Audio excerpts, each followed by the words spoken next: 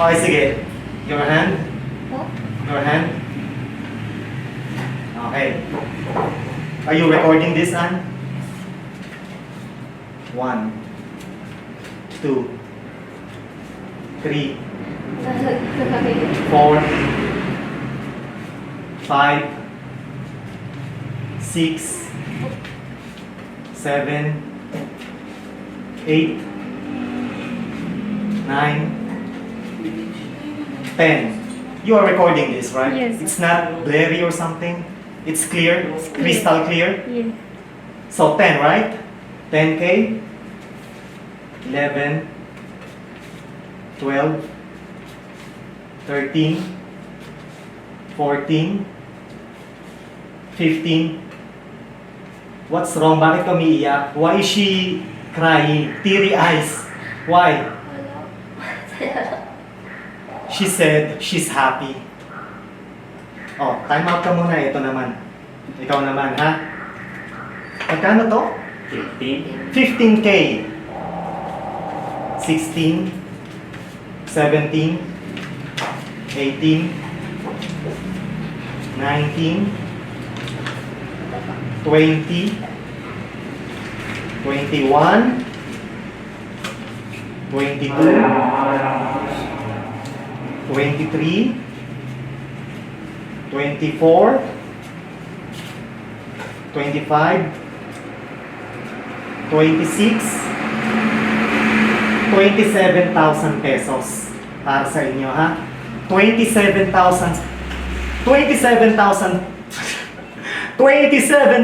pesos for them. Like I said, you are smart enough, you're a very intelligent young lady, so you know what to do with the money. Thank you. All right? She said, "Thank you very much." Can I get a group hug? Group hug. Yes, thank you po.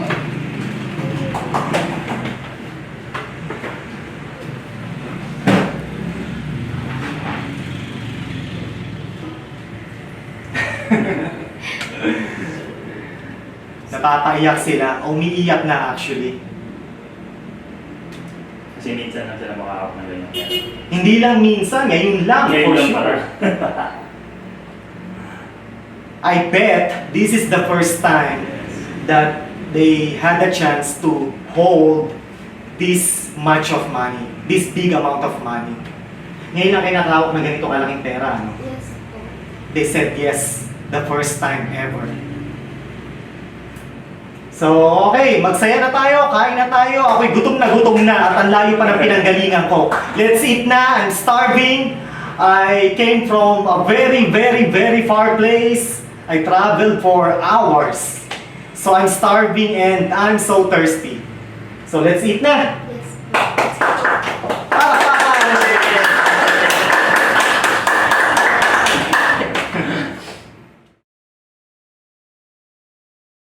Good morning, good morning, good morning! Okay, we're all good.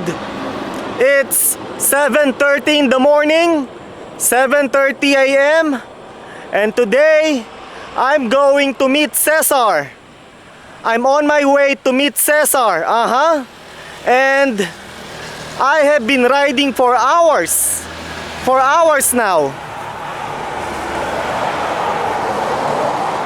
It's noisy. Sound car noise. Car noise. Well, anyway, I have been riding for hours. So, it's time to stretch, time to chill for at least 5 to 10 minutes. Time to rest. And that's what I'm doing right now. So, yeah. See you later, Cesar. My helmet.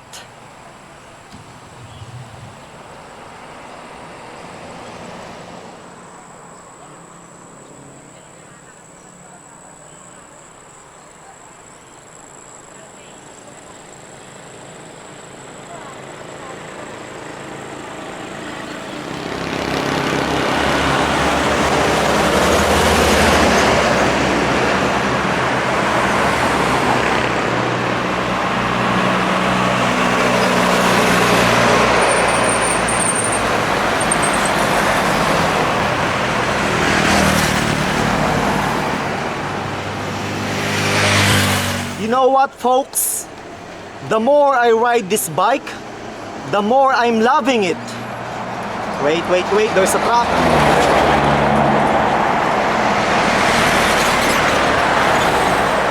Yeah, again, folks, the more I the more I ride this bike, the more I'm loving it. The engine is so smooth. There's no vibration on the handlebar, no vibration on the foot pegs. It's damn smooth, and it's torquey. There's plenty of torque. So going uphill, that is not a problem, folks. And I love the exhaust note slash sound.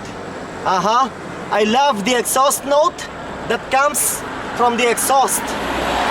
It sounds so 1950s. The exhaust note slash sound that comes from the exhaust, it sounds so 1950s.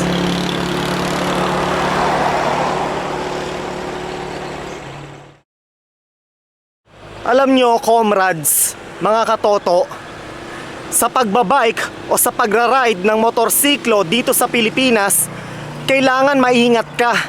Kasi maraming daan dito lubak-lubak. Kadalasan nga yung mga lubak dito grabe, parang crater sa buwan, sa lalim at sa laki. Kaya mag-iingat ka, kasi pag hindi mo nakita yung mga lubak na yan at nahit mo, putsyat, baka mag-crash ka pa maging katapusan pa ng buhay mo, o ma-injured ka at maging baldado ka pa. So ingat-ingat sa pagra-ride dito sa Pilipinas, kasi maraming kalsada dito ang papangit talaga. Alam nyo, mga katoto, dito sa Pilipinas, yung mga daang nananahimik, yung mga kalsadang matino naman, winawasak, sinisira, tapos gagawin ulit nila. Bakit kamo? Kasi malaki ang kickback, malaki ang kontrata, so malaki ang kickback sa bulsa nila. Tapos yung mga kalsada naman na lubak-lubak, o yung mga may malalaking lubak na parang crater ng buwan, hindi inaayos. Maraming portion sa mga kalsada dito sa Pilipinas na lubak-lubak, hindi inaayos, hindi pinapakialamanan, hindi pinapansin. Pero yung mga nananahimik na kalsada, let's say 1 milya, 2 milya na kalsada na maayos naman, matino, winawasak. Kasi nga naman, uulitin ko, malaki ang kontrata, malaki ang kickback. Tapos yung mga portion ng kalsada na may lubak-lubak, hindi nila ginagalaw, hindi nila pinapansin kasi walang kita. Welcome to the Philippines!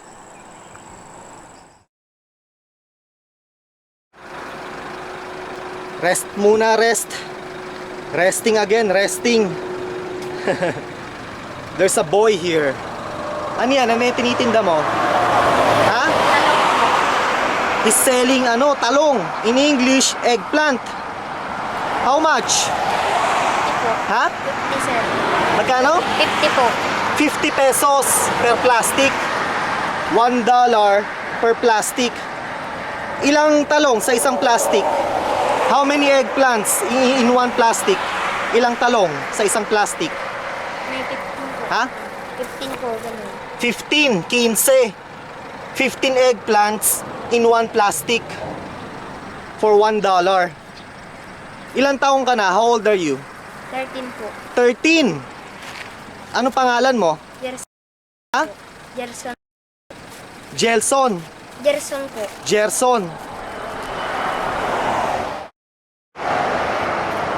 So the boy's name is Gerson and he's 13 years old. He's selling eggplants here on the expressway. Bakit ka nagtitinda niyan? Why are you selling eggplants? Para may pangbaon po sa school. He's selling eggplants so he will have money for school. Pambaon daw sa school. You don't have school today? No? No school?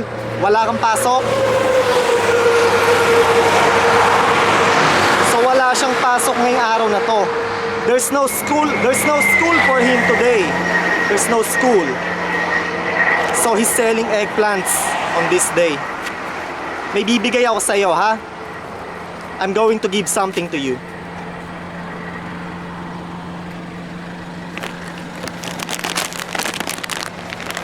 Ito, ano to? Toy soldiers. Laro-laro ang sundalo. Bibigay ko sa kanya. O, ito sa'yo, ha?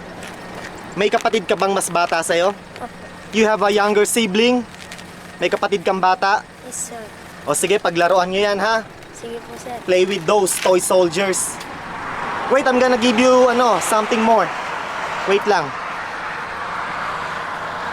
I'm going to give him money. Bibigyan ko siya ng pera. O ito ha, dagdag mo sa pambaon mo, ha? Sige po, Okay. salamat po. Sige.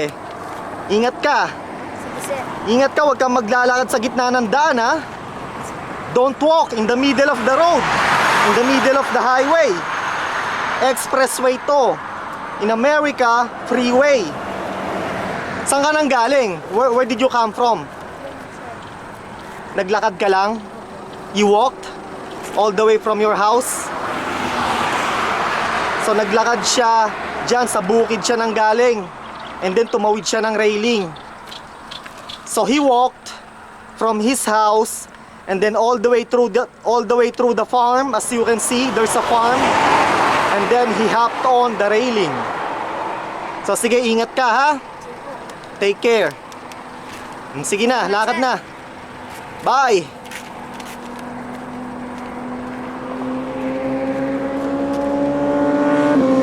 Nasa gitna tayo ng expressway, eh. In America, freeway. In the Philippines, they call it, or we call it, expressway.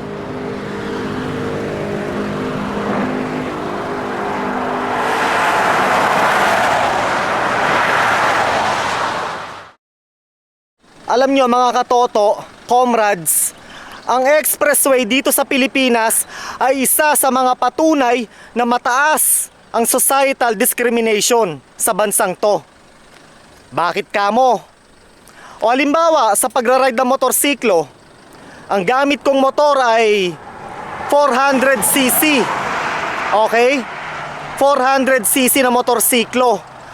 Ang legal na motorsiklo para makapasok dito sa expressway ay 400cc pataas. Kapag ang motorsiklo mo ay mababa sa 400cc, ikaw ay hindi pwedeng pumasok sa expressway. So, paano mo itong masasabing societal discrimination? Well, alam naman natin lahat na majority ng mga taong naninirahan sa Pilipinas o majority ng Filipino citizens ay nasa linya ng kahirapan at nasa ilalim ng linya ng kahirapan. Sa usaping motorsiklo, majority, hindi nga nakaka-afford makabili ng scooter eh. Ngayon, yung mga nangungutang sa bangko, nangungutang sa kasa, majority ang mga bikes nila o ang mga motorsiklo nila ay scooter na 125cc, max na yung 150cc, ganyan. So, ang kaya lang nilang ma-afford ay yung mga scooter na 125cc, 150cc. 'Di ba?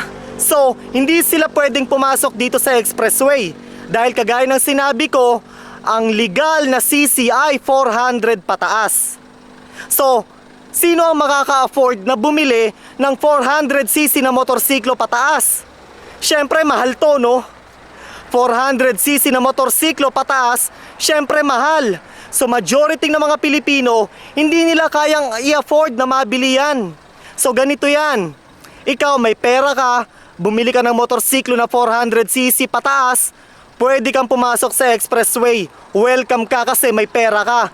Pero ikaw na isang dukha, wala kang pambili ng motorsiklo na 400cc pataas, 150cc lang ang scooter mo pababa, hindi ka pwede sa expressway. Doon ka sa back road. Hindi ka pwede dito.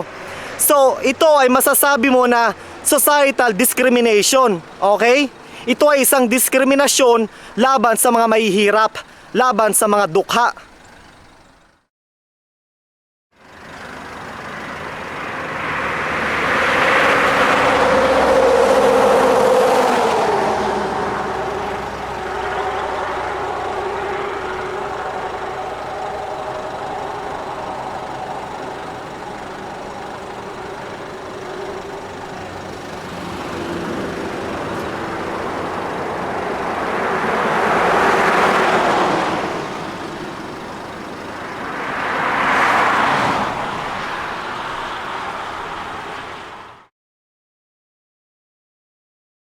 Okay folks, another stopover.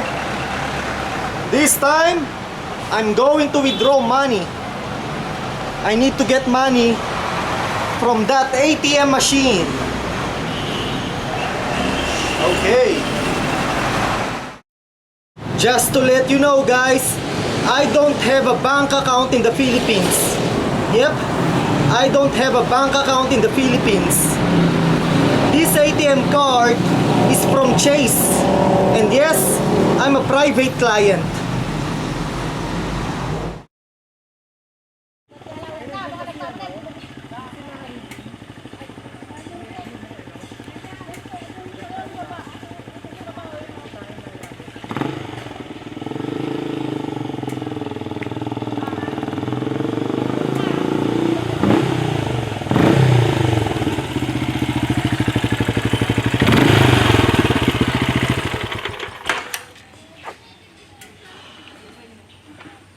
Okay folks, now we are going to visit Marilyn.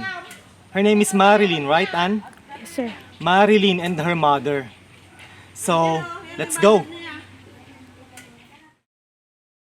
Mark said that he has all the rights to report, to express his opinion and expression, according to the 1987 Constitution Bill of Rights.